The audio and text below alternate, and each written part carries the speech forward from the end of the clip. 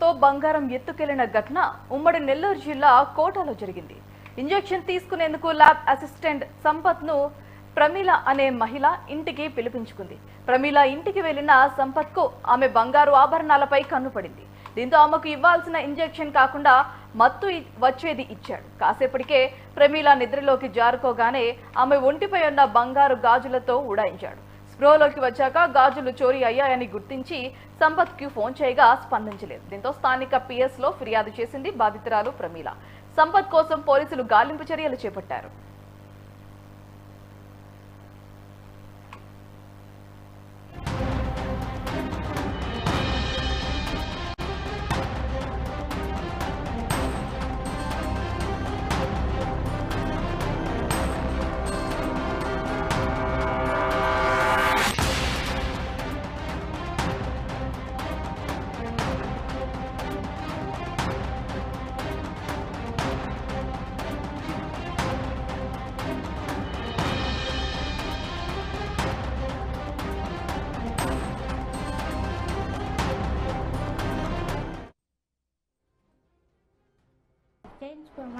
నెల్లూరులో చేయించుకుంటాను నేను.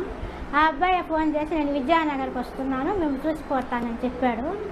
సరేగా మామూలు చూసిపోతాడు కదా రమ్మన్నాను. అవసరం ఆ రోజు ఉన్న 8వ తేదీ వచ్చి ఒక మామూలుగా క్లీన్ చేసి వెళ్ళాడు. మళ్ళా 2 రోజుల తర్వాత వస్తాను, గురువు శుక్రవారం వస్తా అన్నాడు.